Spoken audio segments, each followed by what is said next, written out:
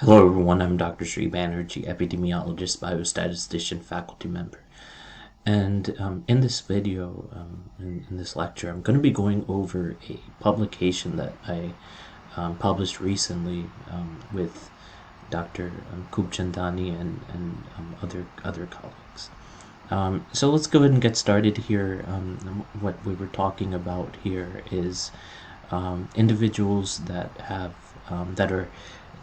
colorectal cancer are more likely to have a higher risk of mortality. That is self-evident and makes sense. However, what doesn't make sense is this makes sense. However, what people don't necessarily know, the gap was how does food insecurity affect the connection between colorectal cancer and overall mortality?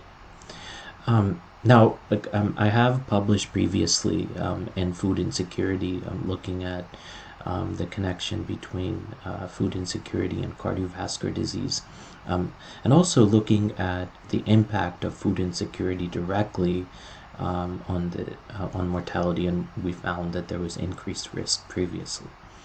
So since then, some of these papers have been published repeatedly.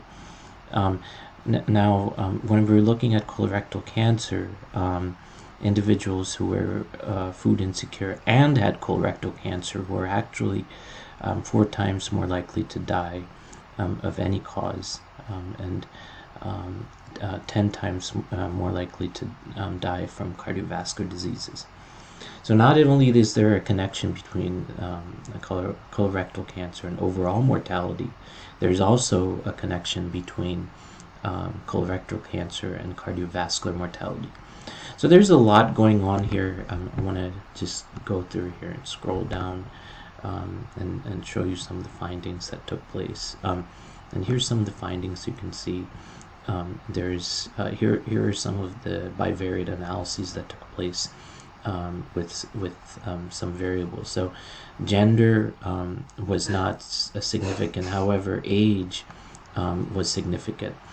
Education level, the connection between education level and colorectal cancer was significant. Ethnicity was significant, and as you can see, people with colorectal cancer were higher among the white population.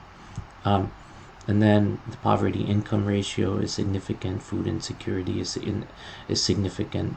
Stroke, hypertension. So not only am I showing you the significance with the asterisk, that's how I know, I'm also showing you the connection, how to look at bivariate analyses between demographic variables and the condition that you want to study.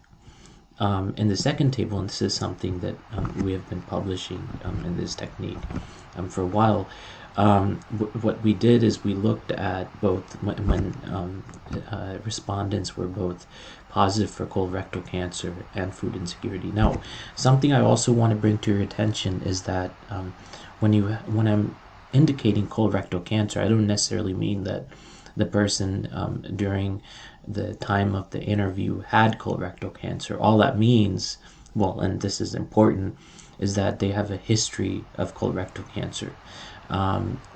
So there's a fine distinction there, however, not very noteworthy. Just when you're selecting the variables, sometimes it is important to note and understand what your variables represent. Again, this was conducted, secondary data analysis conducted from the National Health and Nutrition Examination Survey between the years of 1999 and 2010, and this was followed up into December 31, 2019. So as you can see, there's quite a bit of a follow-up that's going on here between the time that the examination and the interview took place to when mortality took place. So that is what is going on here.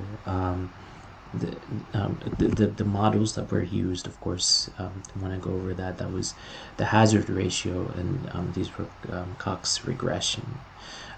So usually logistic regression uses odds ratio. However, when you have mortality data, most times you're using Cox regression. So this is a very important study because this is not only connecting food insecurity to chronic diseases and chronic disease-related mortality. This is also actually studying the impact of food insecurity in cancer. And there aren't many studies that have done this. I hope this has made some sense. Thank you for listening.